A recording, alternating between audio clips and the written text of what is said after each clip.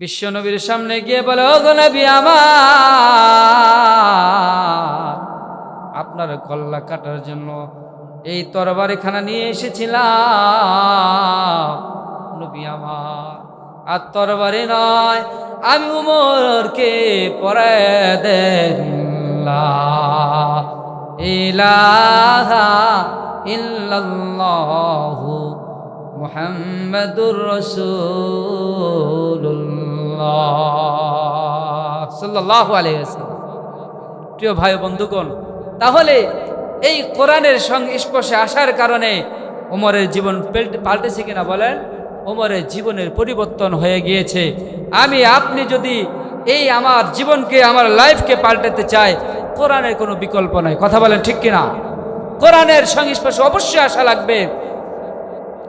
যুগে যুগে অনেক মানুষ কোরআনের বিরোধিতা করে কি করে না? কিন্তু কোরআনের বিরোধিতা করে কেউ টিকে থাকতে পারে না। ইতিহাস সাক্ষী।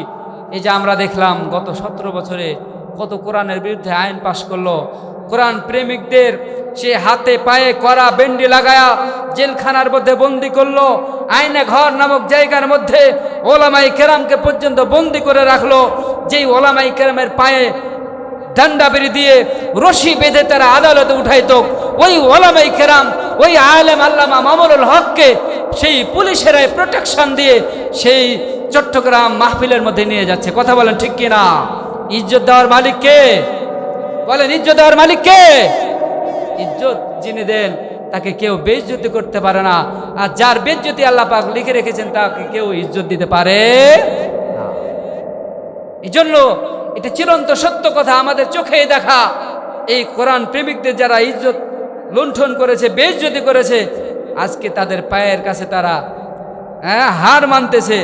সেই কোরআন প্রেমিকের সম্মান আল্লাহ পাক দুনিয়ার মধ্যে বাড়ায় দিয়েছেন। কথা বলেন ঠিক কিনা? 2 দিনের দুনিয়ায় বাহাদুরি করে কোনো লাভ নেই। আমাদের হায়াত অল্প হায়াত, মাত্র এই 60 থেকে 70 বছর জিন্দেগির মধ্যে আমরা কত ধরনের খারাপ না কাজ করছি। নিজেদের জীবনের পরিবর্তন ঘটাতে আমরা কোনো চেষ্টাই করতেছি না, অথচ এই হায়াতের কোনো দাম নাই। 1 মিনিট হায়াতের কোনো দাম নাই আমাদের কাছে। খপ করে আজরাইল ধরে ফেলবে, ওই সময় কিন্তু আমাদের কেউ সময় দেবে না। আমাদের বলতে পারবে কেউ মৃত্যুর সময় কোনো আছে নাকি? বলেন সবাই, মৃত্যুর কোনো সময় আছে নির্ধারিত? ইযা জাআ আজালুহুম লা ইস্তাখিরুনা সাআতাও ওয়া লা ইস্তাকদিমুন। আল্লাহু আকবার। মৃত্যুর সময় যখন চলে আসবে, পৃথিবীর কোনো মানুষ আটকাইতে পারবে না। নির্দিষ্ট সময়ের মধ্যে আমার আপনার মৃত্যু চলে আসবে। সেই সময় আমি আপনি পেরেশান হয়ে যাব। যদি আমার আমল ভালো হয় তাহলে আমার ফলাফল ভালো হবে, আর যদি আমার আমল খারাপ হয়ে যায় আমার অবস্থাটা খারাপ হয়ে যাবে। যার আমল ভালো হবে তার রূহটাও সুন্দরভাবে বের হয়ে আসবে। আল্লাহু আকবার। আলহামদুলিল্লাহ, আলহামদুলিল্লাহি ওয়া কাফা ওয়া সালামুন আলা ইবাদিহি আল্লাযীনা ইসতাফা। أما بعد فقد قال الله سبحانه وتعالى في كلامه المجيد وفرقان الحميد।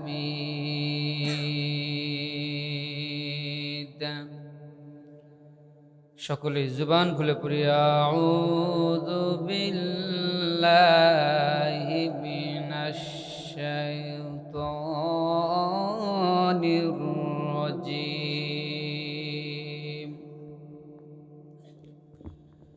বিসমিল্লাহির রাহমানির اقرأ باسم ربك الذي خلق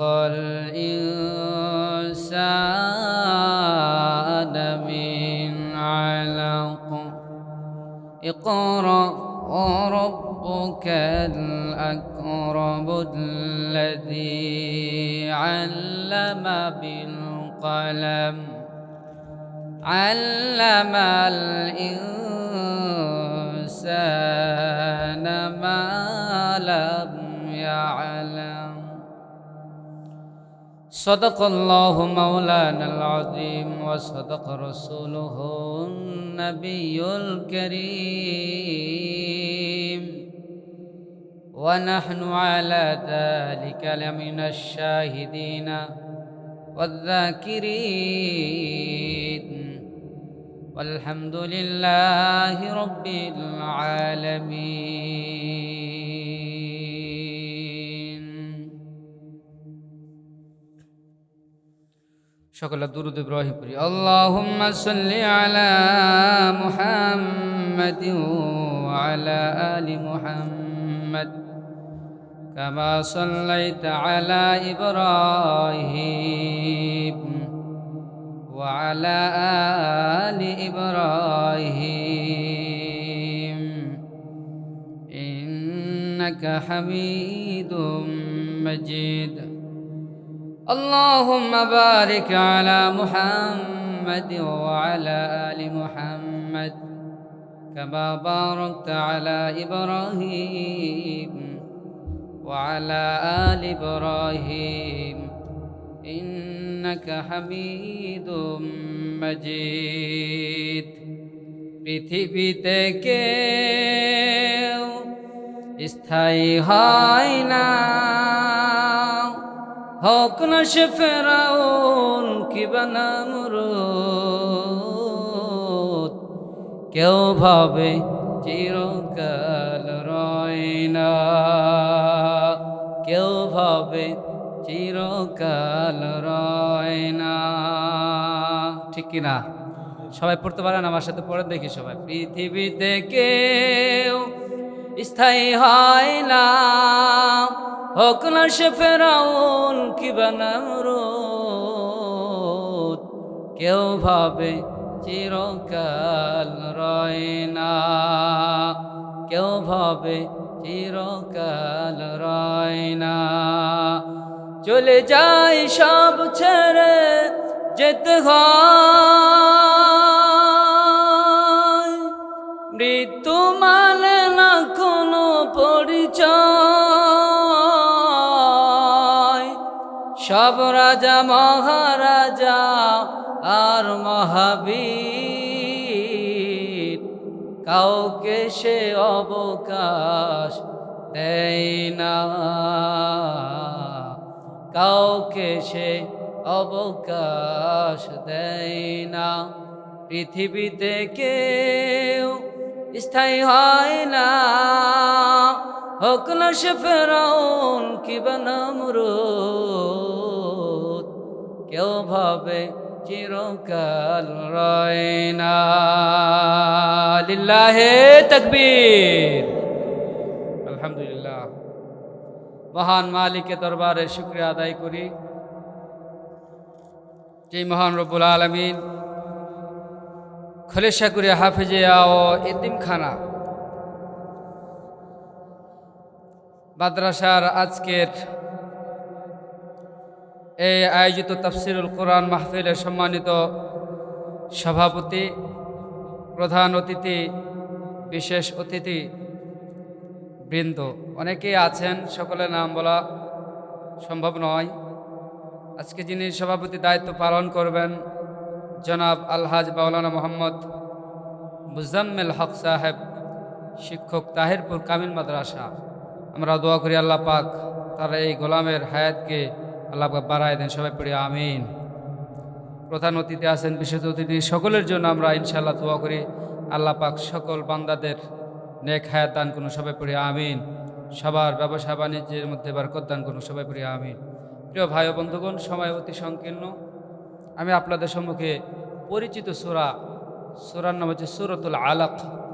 কি সূরা বলেন সবাই? সূরাতুল আলাক। এই সূরা আলাকের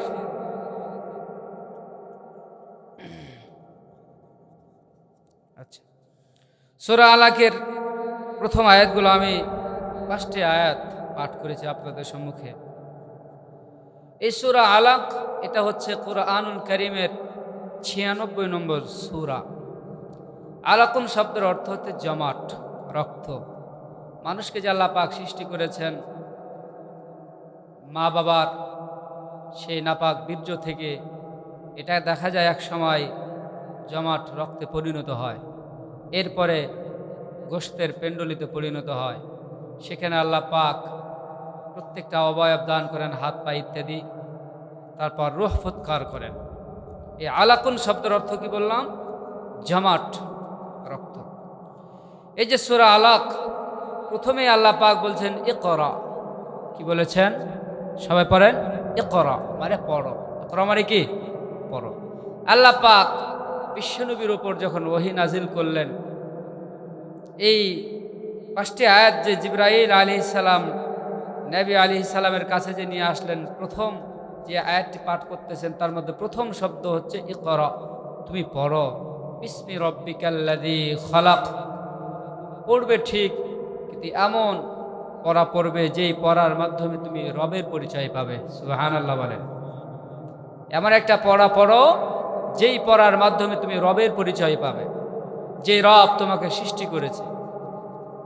আচ্ছা বলেন দেখি, পৃথিবীতে অনেক তো লেখাপড়া আছে, সব লেখাপড়ার মাধ্যমে কি আল্লাহর পরিচয় পাওয়া যায়? হয়তো আলোচনা দীর্ঘায়ু হয়ে যাবে, এরপর আমি বলি।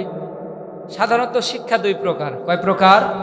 পৃথিবীতে যেগুলো শিক্ষা আছে এর মধ্যে একটা শিক্ষা হচ্ছে জাগতিক শিক্ষা বনাম দুনিয়াবী শিক্ষা, আরেকটা হচ্ছে কোরআনী শিক্ষা, আধ্যাত্মিক শিক্ষা বনাম কোরআনী শিক্ষা। 2টা শিক্ষা। জাগতিক শিক্ষার মাধ্যমে হয়তোবা দুনিয়া অর্জন হবে, কিন্তু আধ্যাত্মিক শিক্ষার মাধ্যমে, আধ্যাত্মিক শিক্ষা বনাম কোরআনী শিক্ষা, কোরআন শিক্ষার মাধ্যমে আল্লাহর পরিচয় সহজে অর্জন করা যাবে। সুবহানাল্লাহ বলেন। সূরা রহমানের শুরুতেই আল্লাহ পাক সুন্দর করে বলে দিয়েছেন, আর রহমান আল্লামাল কুরআন খলাকাল ইনসান। আর রহমান, তিনি হচ্ছেন দয়ালু। বলছিলাম রব্বুল আলামিন বলছেন আর রহমান আল্লামাল কুরআন খলাকাল ইনসান। আল্লাহ তাআলা বলার সময় বলতেছেন আল্লামাল কুরআন, আমি কুরআন শিক্ষা দিয়েছি, খলাকাল ইনসান, মানুষ বানাইছি। এখানে বলেছেন আল্লাহ পাক মানুষ বানাইলাম, মানে গুণগত মানুষের কথা আল্লাহ পাক বলেছেন। যে মানুষের ভিতরে কোরআনের ইলম থাকবে, কোরআনের জ্ঞান থাকবে, মূলত তারাই হবে প্রকৃত মানুষ। আর যার ভিতরে কোরআনের ইলম থাকবে না, জ্ঞান থাকবে না, সে প্রকৃতপক্ষে মানুষ হবে না। তাকে আমরা মানুষ বলবো ঠিক, বাহ্যিক দৃষ্টিতে আমরা মানুষ বলবো, কিন্তু আল্লাহর কাছে সে প্রকৃতপক্ষে মানুষ হিসেবে গণিত হবে না। এর আরেকটা দলিল আমি দিয়ে দিই। রব্বুল আলামিন বলছেন তারা মানুষ হবে না, কি হবে? বলছে বালহুম আদল, বরং তারা চতুষ্পদ জন্তুর থেকেও বেশি নিকৃষ্ট হবে। নাউজুবিল্লাহ বলেন। যার ভিতরে কোরআনের ইলম থাকবে সে প্রকৃতপক্ষে আল্লাহর প্রকৃত বান্দা হিসেবে মনোনীত হবে। যার ভিতরে কোরআনের ইলম জ্ঞান থাকবে না তাকে আমরা মানুষ বলবো ঠিক, কিন্তু আল্লাহর কাছে প্রিয় বান্দা হিসেবে সে কখনোই মনোনীত হতে পারবে না। প্রিয় ভাই ও বন্ধুগণ, আল্লাহ পাক বলছেন ইকরা, পড়ো এমন রবের নামে যে রব তোমাকে সৃষ্টি করেছেন। এমন প্রভুর নামে পড়ো, এমন পড়া পড়ো যেই পড়ার মাধ্যমে তুমি প্রভুর পরিচয় পাবে। আর এই পড়াটাই হচ্ছে আধ্যাত্মিক শিক্ষা বনাম কোরআনী শিক্ষা। আলহামদুলিল্লাহ পড়েন। রব্বুল আলামিন সূরাতুল আলাকের শুরুতেই বলে দিলেন ইকরা বিসমি রাব্বিকাল্লাযী খলাক খলাকাল ইনসানা মিন আলাক। বুখারী শরীফের 2য় খণ্ডে আলোচিত হয়েছে বুখারী শরীফের প্রথম খণ্ডে ওহীর বিষয় নিয়ে আল্লামা বুখারী রহমতুল্লাহি আলাইহি কয়েকটা লম্বা হাদিস নিয়ে এসেছেন। মুসলমান ভাইরে আমার, বিশ্ব নবী রহমাতুল্লিল আলামিন যখন 40 বছর নবীজির বয়স পূর্ণ হয়ে গেল, নবীজি পাশে একটি হেরা গুহায় ধ্যানরত অবস্থায় থাকতেন। বিশ্ব নবীর কাছে জিবরাইল আলাইহিস সালাম এই সূরা আলাকের প্রথম 5টি আয়াত নিয়ে হাজির হয়ে গেল। জিবরাইল বললেন, ওগো নবী আপনি পড়ুন, ইকরা, পড়েন। নবীজি বললেন, মা আনা বিকারিইন, আমি তো পড়তে জানি না, পড়তে পারি না। সাথে সাথেই জিবরাইল বিশ্ব নবীর বুকের সাথে একটা চাপ দিলেন, এরপর ছেড়ে দিলেন, বললেন পড়ো, ইকরা। দ্বিতীয়বার নবীজি বললেন, মা আনা বিকারিন, আগন্তুক আমি তো পড়তে পারি না, জানি না। দ্বিতীয়বার আবার চাপ দেওয়া হলো। প্রিয় ভাই ও বন্ধুগণ, এভাবে তৃতীয়বার চাপ দেওয়া হয়েছে। এরপরে বিশ্ব নবী সহজেই পড়তে পারলেন। নবীজিকে পড়ানো হলো, ইকরা বিসমি রাব্বিকাল্লাযী খালাক। পড়েন সবাই, ইকরা বিসমি রাব্বিকাল্লাযী খালাক, খালাকাল ইনসানা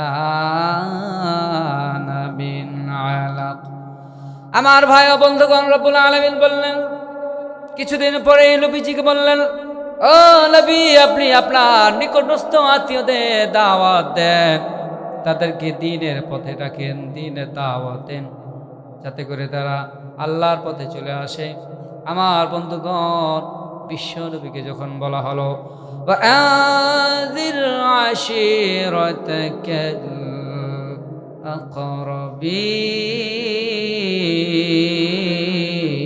আকরাবিন, আল্লাহু আকবার।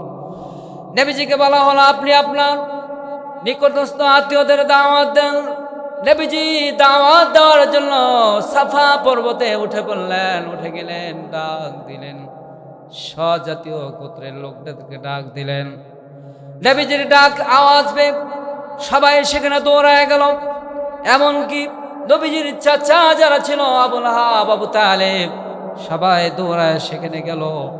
যাওয়ার পর নবীজি বললেন, আমার স্বজাতীয় গোত্রের লোকেরা, বলো দেখি তোমরা কি এমন একটা কথা আমি বলবো যেটা বিশ্বাস করবে? বললো, বলো কি বলবা? মুহাম্মদ, আব্দুল্লাহ ছেলে মুহাম্মদ বলো। নবীজি বললেন, আমি যদি বলি পাহাড়ের ওই পাশে একটি শত্রু দল তোমাদের উপর আক্রমণ করার জন্য রেডি হয়ে আছে, প্রস্তুতি নিয়ে আছে, তোমরা কি তা বিশ্বাস করবে? তারা বলল, মুহাম্মদ কি বলো রে, 40 বছর পর্যন্ত তোমার মুখ থেকে একটি বারের জন্য কোনোদিন মিথ্যা কথা বের হয় নাই। সুবহানাল্লাহ বলেন। কোনোদিন মিথ্যা কথা পাই নাই। তোমাকে মিথ্যা কথা না পাওয়ার কারণে তো আমরা উপাধি, পুরা আরববাসী উপাধি দিয়ে দিল আল আমিন। আজকে আবার নতুন করে কি বলো? তোমাকে আবার মিথ্যা বলবো নাকি? তুমি যেটাই বলবে সেটা আমরা সহজে বিশ্বাস করে নেব। সুবহানাল্লাহ। নবীজি বললেন, তাহলে সেটাই যদি হয় আমি বলবো, আল্লাহ পাক আমারে নবী বানাইছেন, নবী হিসেবে আল্লাহ পাক আমাকে প্রেরণ করেছেন আপনাদের নিকটে, তোমরা কি বিশ্বাস করবে কি করবে না? যেমন এই কথা বলা সকলেই বলল, এটা কোন কথা রে, নতুন আবার কথা শুনলাম। বিশেষভাবে নবীজির চাচা আবু লাহাব সে বলল, তাব্বান লাকা লিহাযা জামাআতানা, মুহাম্মদ আমার ভাতিজা, শুনে নাও, কি জন্য আমাদেরকে এখানে একত্রিত করলে? এই জন্য কি তুমি আমাদেরকে একত্রিত করলে? তাব্বান লাকা লিহাযা জামাআতানা, তুই ধ্বংস হ। নাউজুবিল্লাহ বলেন, তুই ধ্বংস হ। কাকে বলতেছেন বলেন দেখি? নিজের ভাতিজাকে বলতেছেন, তুই ধ্বংস হ। এই জন্য কি তুই আমাদেরকে এখানে একত্রিত করলি? আচ্ছা বলেন দেখি, এই যে আবু লাহাব বলল তুই ধ্বংস হ, আসলে কি মুহাম্মদ ধ্বংস হয়েছে না আবু লাহাব ধ্বংস হয়েছে? কে ধ্বংস হয়েছে? আবু লাহাব। আমার ভাই ও বন্ধুগণ, রাখে আল্লাহ আমাকে ইজ্জত দেওয়ার মালিক আল্লাহ, বেইজ্জতি করার মালিক আল্লাহ। আল্লাহ পাক সাথে সাথে বলে ফেললেন, আবুল আহাব, আমার নবীকে তুই ধ্বংস হক বলবি? এটা আমি আল্লাহ তাআলা কখনোই মেনে নিতে পারি না, কখনোই মেনে নেব না। আবুল আহাব, তুই নিজেই ধ্বংস হয়ে যা, তুই নিজেই ধ্বংস হয়ে যা। আল্লাহ পরিপূর্ণ একটি সূরা আবুল আহাবের বিরুদ্ধে নাজিল করে দিলে, সূরাতুল লাহাব। কোন সূরা? পারেন সবাই? পারেন তো? পড়েন আমার সাথে সবাই। তাব্বাত ইয়াদা আবি লাহাবি ওয়া তাব্বা মা আগনা আনহু মালুহু ওয়া মা কাসাবা সায়াসলা নারা যাতা লাহাবি ওয়া ইমরাআতুহু হাম্মালাতাল হাতাব ফি জিদিহা হাবলুম মিন মাসাদ। আল্লাহু আকবার। তাব্বাত ইয়াদা, ইয়াদা মানে ইয়াদুন মানে হাত, ইয়াদুন মানে কি? ইয়াদা এটা হচ্ছে তাসনিয়া, নুন পড়ে গেছে। এই যে ইয়াদা, নুনে আরবি, এটা ইয়াদানে ছিল। এখানে বলছেন আল্লাহ পাক, আবুল আহাবের দুই হাত ধ্বংস হোক। তাব্বাত ইয়াদা আবি লাহাবিউ ওয়া তাব্ব, দুই হাত ধ্বংস হোক। ইয়াদুন মানে হাত। এখানে মুফাসসিরিন কেরাম বলছেন শক্তি। সাধারণত হাতের মধ্যে মানুষের কি থাকে? শক্তি থাকে। কি থাকে? বলছে আবুল আহাবের দুই হাত ধ্বংস হবে এমনটা নয়, বরং তার শক্তি যত আছে, তার ক্ষমতা আছে, সেটাই ধ্বংস হয়ে গেছে। সুবহানাল্লাহ বলেন। আল্লাহ পাক কি করে দিয়েছেন? ধ্বংস করে দিয়েছেন। যুগে যুগে যত মানুষ এভাবে ইসলামের বিরোধিতা করবে, আল্লাহ পাক তাদের শায়েস্তা করবে কি করবে না? সবাই বলেন, করবে কি করবে না? আমরা দেখেছি না, যত মানুষ ইসলামের বিরুদ্ধে কথা বলেছে, এমন এক পর্যায়ে আসতেছে ইসলামের সেই সুশীতল ছায়ায় মানুষ আস্তে আস্তে আসতেছে, ইসলাম বুঝতে চাচ্ছে। যেই বাবরি মসজিদকে সেই ইন্ডিয়ার মধ্যে ভেঙে দিয়েছিল, আজকে সেই ইন্ডিয়ার মধ্যে বাবরি মসজিদ আজকে প্রস্তর খনন করা হলো। কথা বলেন ঠিক কিনা? দেখলাম ফেসবুকে যুবক ভাইরা, এক ভাই গলার মধ্যে গামছা পেঁচিয়ে ইট বহন করতেছে। সুবহানাল্লাহ বলেন। 300 কোটি টাকা বাজেট। এর মধ্যে মুসলিম এক ভাই এক আল্লাহর বান্দা, তিনি 80 কোটি টাকা একাই নিজে দেবেন। সুবহানাল্লাহ। মুসলিম যুবকের আজকে দেখা যাচ্ছে মাথায় ইট বহন করে করে সেই বাবরি মসজিদে নিয়ে আসতেছে। অথচ মাত্র কয়েক বছর আগে আমরা দেখলাম সেই বাবরি মসজিদ ভেঙ্গে মিনারের ওপর ওরা হনুমানের ছবি আটকাইছিল, টাঙ্গাইছিল। কথা বলেন ঠিক কিনা? আজকে মুসলমান, সারা বিশ্বের মুসলমানদের আমরা ঐক্যবদ্ধ হয়ে মুসলমানরা যদি ইনশাআল্লাহ ইহুদি খ্রিস্টানদের বিরুদ্ধে রুখে দাঁড়ায়, ইনশাআল্লাহ মুসলমানের পেশাবে ওরা বঙ্গোপসাগরে পড়তে বাধ্য হবে। কথা বলেন ঠিক কিনা? এটাই চির সত্য কথা। ইসলাম, যে ব্যক্তি ইসলামকে নিভাইতে আসবে সে নিজেই নিভে যাবে। ইউরিদুনা লিয়ুতফিউ নূরাল্লাহ, যে আল্লাহর নূরকে নিভাইতে আসবে সে ঠাঁই পাবে না, সে নিজেই বন্ধ হয়ে যাবে, সে নিজেই নিভে যাবে। এই জন্য প্রিয় ভাই ও বন্ধুগণ, আবু জাহেলের চেলা চামুন্ডা এখনও কিন্তু আছে না নাই? ইসলামকে নিভার জন্য অনেক চেষ্টা করতেছে, পায়তারা করতেছে, কিন্তু মুসলমানের যুবক ভাইরা, মুরব্বী বাবাজিরা, হাজি সাহেবরা আজকে চৌকান্ন। আলহামদুলিল্লাহ। এই যে এখানে অনেক নাম দেখলাম, মাহফিলে দেখা যায় যে অনেক নাম, আলহামদুলিল্লাহ। ওনারা মাহফিলে এমনি আসতেছে নাকি ইসলামকে ভালোবেসে? বলেন সবাই, ইসলামকে ভালোবেসে, মাদ্রাসাকে ভালোবেসেই তো ওনারা আসতেছে। সুতরাং আলহামদুলিল্লাহ, এভাবে যদি যুবকেরা, মুরব্বী বাবাজিরা যদি এগিয়ে যায়, ইনশাআল্লাহ পৃথিবীর কোনো রাম আর বাম ইসলামের বিরোধিতা করে বাংলা জমিনে কখনো টিকে থাকতে পারবে? আল্লাহু আকবার। সম্মানিত উপস্থিতি, আবুল আহাব অনেক চেষ্টা করেছিল কিন্তু পারে না। এই জন্য ভাই, আমরা চাইব সর্বদা ইসলামকে নিজের বুকের সাথে ধরে রাখতে, কোরআনকে নিজের বুকে ধারণ করতে চাইলে আমরা ইনশাল্লাহ কোরআনের পক্ষে যদি আমরা আসি, আমরাও বিজয় লাভ করব। আমাদের জীবনও পাল্টে যাবে সেই উমর ফারুকের মতো। কথা বলেন ঠিক কিনা? যেই উমর ফারুক ছিল সবচেয়ে বড় একজন সন্ত্রাস, না? সবচেয়ে বড় একজন সন্ত্রাস। এরকম খুব ইতিহাস কম পড়েছি যে মানুষটা নবীজির কল্লা কাটতে গেছে, কিন্তু যতগুলা মানুষ আছে তার মধ্যে উমর ফারুকের ইতিহাসের পাতায় সোনালী অক্ষরে লেখা উমর ফারুক, সে যে কোনো ব্যক্তির কল্লা কাটতে যায় নাই। পৃথিবীর সর্বশ্রেষ্ঠ মানুষ, সমস্ত নবীদের নবী, সমস্ত ইমামদের ইমাম, সৈয়দুল মুরসালিন খাতামুন নবিয়্যিন নবী মুহাম্মদুর রাসূলুল্লাহ সাল্লাল্লাহু আলাইহি সাল্লামের কল্লা কাটতে গেছে। কথা বলে ঠিক কিনা? কত বড় তার সাহস ছিল, কত বড় সে বড় সন্ত্রাস ছিল। কিন্তু এই কোরআনের সঙ্গে স্পর্শে যখন এসেছে তার জীবন পাল্টে গেছে। শুধু পাল্টেছে এমনটা নয়, আশারে মুবাশশারা আল্লাহ পাক 10 জনে যে জান্নাতের সার্টিফিকেট দিয়েছেন দুনিয়াতে, এদের মধ্যে তিনি 2 নম্বর। সুবহানাল্লাহ বলেন। শুধু তাই নয়, যিনি অর্ধ পৃথিবী শাসন করেছিলেন, আল্লাহু আকবার, কোরআনের কাছে আসার কারণে তার জীবন পাল্টে গেল। মুসলমান ভাইরা আমার, আল্লাহ রাব্বুল আলামিন বলেন, ইন্না নাহনু নাযালনা যিকরা ওয়া ইন্না লাহু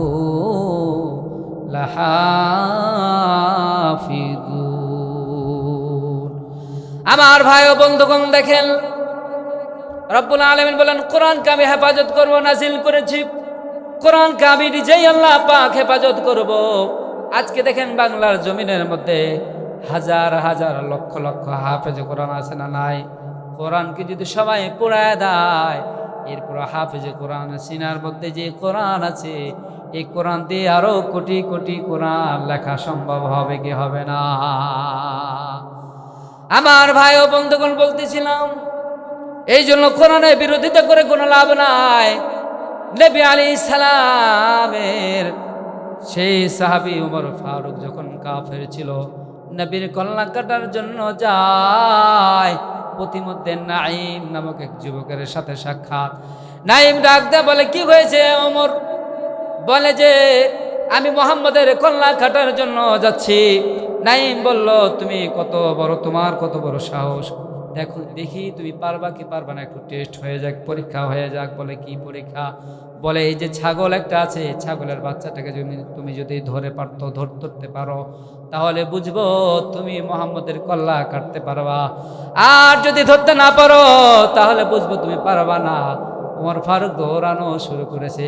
এক পর্যায়ে দেখা যায় ওমর ফারুক সেই ছাগলের বাচ্চাটাকে ধরতে পারল না। সুবহানাল্লাহ। নাঈম ডাক দেয়, বলে, ওমর, সামান্য এই ছাগলের ছোট্ট বাচ্চাটাকে তুমি ধরার সাহস পাইলে না, পারতেছ না, মুহাম্মদের কল্লা কিভাবে কাটবা? এরপরে নাঈম বলল, তুমি আগে নিজের গোত্রের খোঁজ খবর নাও। তোমার নিজের বোন আর ভগ্নিপতি ঈমান আনয়ন করেছে, ইসলাম ধর্ম গ্রহণ করেছে, আগে নিজের খোঁজ খবর নাও। ওমর বলছে, তেলে বেগুনে জ্বলে উঠেছে। ওমর বলতে, দেখতেছি আমার ভগ্নিপতি আর বোনকে দেখতেছি দরজার সামনে উপস্থিত, করাঘাত করলেন। ওই সময় ওমরের বোন আর ভগ্নিপতি কোরআন পড়তেছিল। সুবহানাল্লাহ বলেন। গেট খুলে দেওয়া হলো। অনেক ঘটনা আছে এখানে। এক পর্যায়ে ওমর রাগান্বিত হয়ে গেল, কোরআনের পৃষ্ঠা যখন দিতেছিল না, বোনকে রক্তাক্ত করে ফেললো, ভগ্নিপতিকেও রক্তাক্ত করে ফেললো। এক পর্যায়ে ওমরের বোন বলল, এই ওমর, তুই আমার জীবন শেষ করে দে, এরপর যে আমি ইসলাম ধর্ম গ্রহণ করেছি এটা কখনো ছেড়ে দেব না।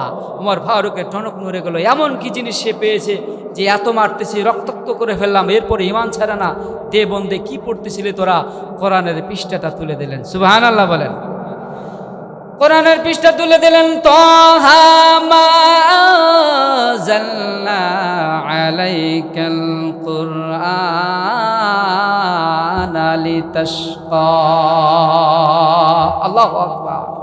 কোরআনের এই আয়াত যখনই পড়তেছে ওমর বলছে, আল্লাহু আকবার, এটা কেমন কথা?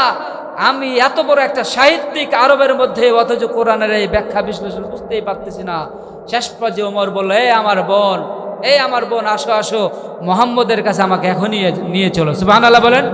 কোরআনের পৃষ্ঠা ওমরের হাতে দেওয়া হয়েছে পবিত্রতা অর্জন করার পর, আর সাথে সাথে ওমরের জীবন পাল্টে গেল। সুবহানাল্লাহ বলেন। কোরআনের পৃষ্ঠা নিয়েই তার জীবন পাল্টে গেল। আমার বন্ধুগণ, ওমর ফারুক রাদিয়াল্লাহু তাআলা আনহু বললেন, আমার ভগ্নিপতি আর বোন, দেরি করো না, চলো আমাকে মুহাম্মদের কাছে নিয়ে চলো। ওমর ফারুক রাদিয়াল্লাহু তাআলা আনহু তিনি মুহাম্মদ সাল্লাল্লাহু আলাইহি সাল্লামের দরবারে রওনা দিয়েছেন। রওনা দেওয়ার পর নবীজি সাল্লাল্লাহু আলাইহি সাল্লাম ওই সময় মসজিদে নববীতে অবস্থান করতেছিলেন। ওমরকে দেখা মাত্রই সাহাবাই কেরাম ভয় পেয়ে গেল। নবীজি বললেন, না না না, সাহাবীরা ভয় পেও না, ওমরকে সামনে আসতে দাও। আল্লাহু আকবার বলেন। সাহাবীদের মধ্যখান দিয়ে ভেদ করিয়া বিশ্ব নবীর সামনে গিয়ে বলে, ও গো নবী আমার, আপনার গলা কাটার জন্য এই তরবারিখানা নিয়ে এসেছিলাম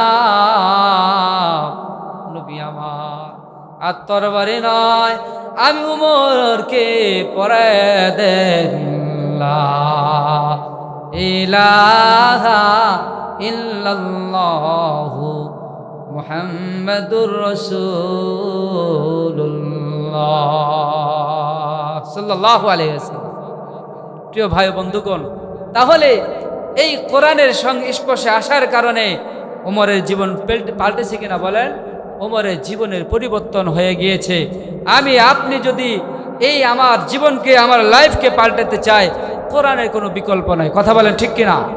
কোরআনের সংস্পর্শে অবশ্যই আসা লাগবে। যুগে যুগে অনেক মানুষ কোরআনের বিরোধিতা করে, করে কি করে না? কিন্তু কোরআনের বিরোধিতা করে কেউ টিকে থাকতে পারে না। ইতিহাস সাক্ষী, এই যে আমরা দেখলাম গত 17 বছরে কত কোরআনের বিরুদ্ধে আইন পাশ করলো। কোরআন প্রেমিকদের সে হাতে পায়ে করা বেন্ডি লাগায়া জেলখানার মধ্যে বন্দি করলো। আইনে ঘর নামক জায়গার মধ্যে ওলামাই কেরামকে পর্যন্ত বন্দি করে রাখলো। যেই ওলামাই কেরামের পায়ে ডান্ডা বেরি দিয়ে রশি বেঁধে তারা আদালতে উঠাইতো, ওই ওলামাই কেরাম, ওই আলেম আল্লামা মামুনুল হককে সেই পুলিশেরাই প্রোটেকশন দিয়ে সেই চট্টগ্রাম মাহফিলের মধ্যে নিয়ে যাচ্ছে। কথা বলেন ঠিক কিনা? ইজ্জত দেওয়ার মালিক কে? বলেন, ইজ্জত দেওয়ার মালিক কে? ইজ্জত যিনি দেন তাকে কেউ বেইজ্জতি করতে পারে না। আর যার বেইজ্জতি আল্লাহ পাক লিখে রেখেছেন তাকে কেউ ইজ্জত দিতে পারে না। এই জন্য এটা চিরন্ত সত্য কথা, আমাদের চোখে দেখা। এই কোরআন প্রেমিকদের যারা ইজ্জত লুণ্ঠন করেছে, বেইজ্জতি করেছে, আজকে তাদের পায়ের কাছে তারা হার মানতেছে। সেই কোরআন প্রেমিকের সম্মান আল্লাহ পাক দুনিয়ার মধ্যে বাড়ায় দিয়েছেন। কথা বলেন ঠিক কিনা? 2 দিনের দুনিয়ায় বাহাদুরি করে কোনো লাভ নেই।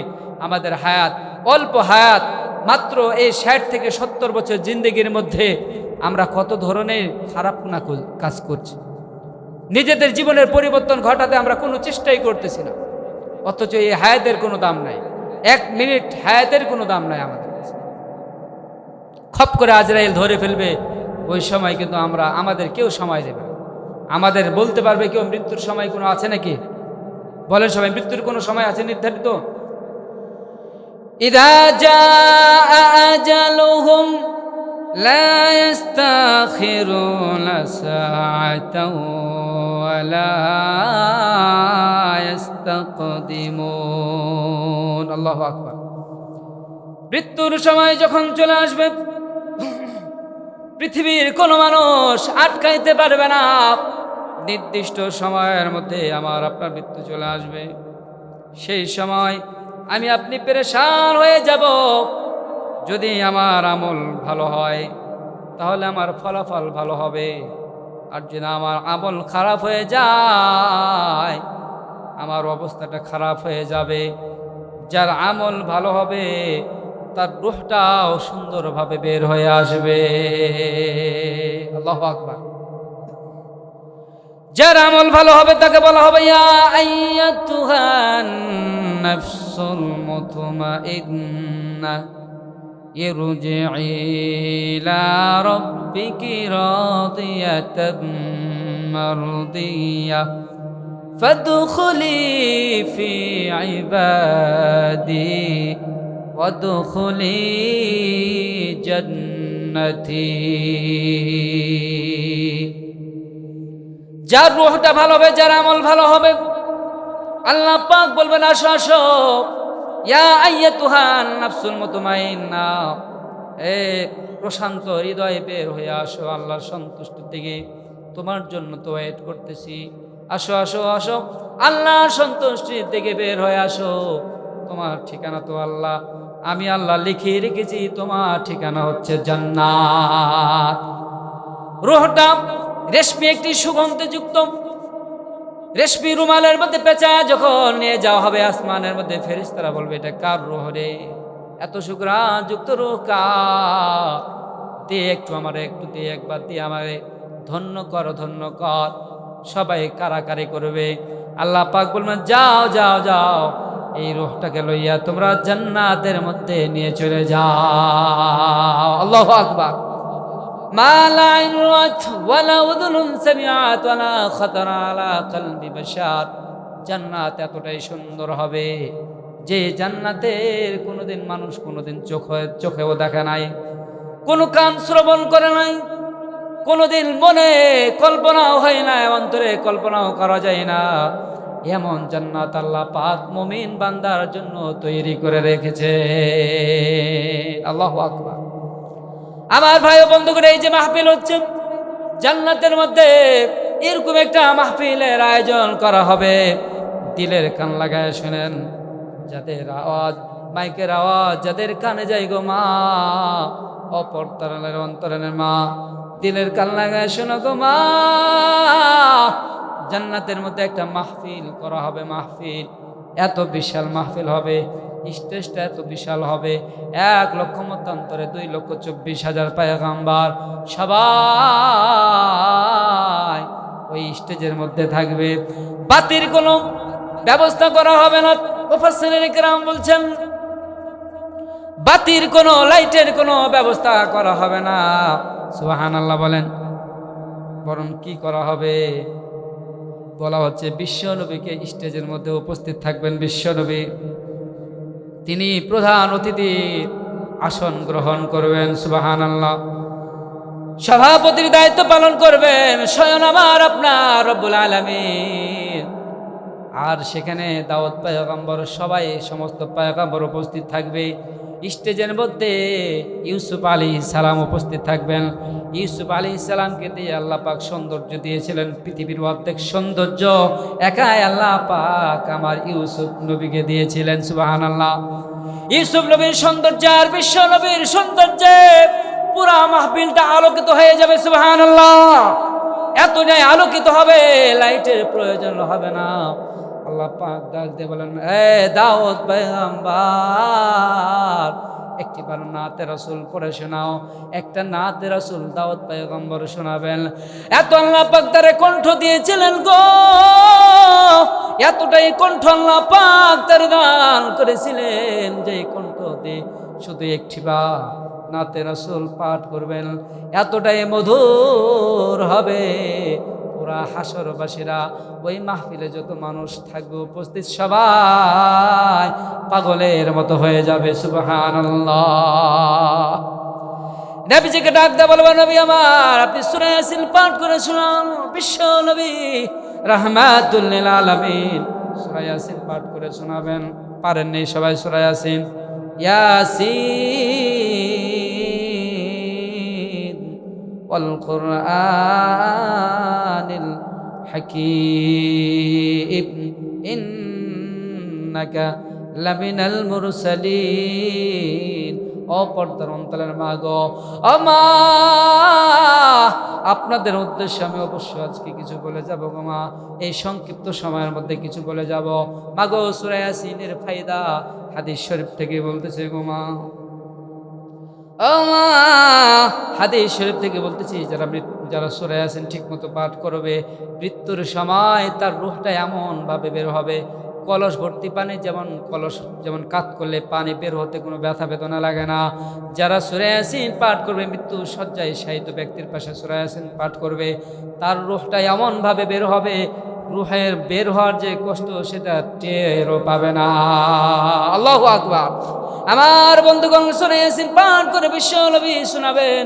এরপরে স্বয়ং আমার রব্বুল আলামিন সূরা রহমান পাঠ করবেন। আল্লাহু আকবার। কি পাঠ করবেন বলেন সবাই? আর রহমান। আমরা তো আজকে বলি আর রহমান, অথচ ওই দিন আল্লাহ পাক বলবেন আনার রহমান। কি বলবেন? আনার রহমান আল্লামাল কুরআন খালাকাল ইনসান।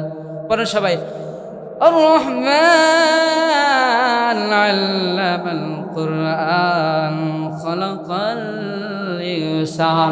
এতটাই মধুর লাগবে, সবাই পাগলের মতো হয়ে যাবে, বেহুশ হয়ে যাবে, বেহুশ হয়ে যাবে। মুসলমান ভাইরা আমার, বুঝাইতে চাচ্ছিলাম সামান্য এই জিন্দিগির মধ্যে ইনশাআল্লাহ আমরা যদি কোরআনের সাথে আমাদের সংস্পর্শ হয়ে যায়, তাহলে কোরআনের সাথে সংস্পর্শ হওয়ার কারণে কোরআনের দৌলতে আমরা জান্নাতি বনে যাব, জাহান্নাম থেকে বেঁচে যাব।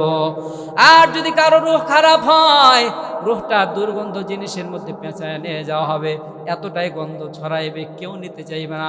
এক পর্যায়ে মহান মালিক বলবেন, যাও যাও যাও, জাহান্নামের তলদেশে তারে পৌঁছায়া দাও। নাউজুবিল্লাহ বলেন, বলেন নাউজুবিল্লাহ। এই জন্য ভাই ও বন্ধুগণ, আমরা সামান্য এই মুসাফিরি জিন্দেগিতে এসেছি, আমরা যাতে করে আমাদের জিন্দেগি সুন্দর করে কাটাইতে পারি। কথা বলেন ঠিক কিনা? আমরা এখানে এসেছি কি হিসেবে? মুসাফির হিসেবে। কি হিসেবে? ইহা হাম সব মুসাফির হে, দিল না লাগা, আহলে দিল কি নজর সে রোহ করতা যা, আহলে দিল কি নজর সে রোহ করতা যা। আল্লাহু আকবার। আমরা এখানে মুসাফির, সুতরাং আমাদের মুসাফির এই জিন্দেগি যাতে ভালো হয়, আল্লাহ পাক তৌফিক দান করে। সবাই পড়ি আমিন।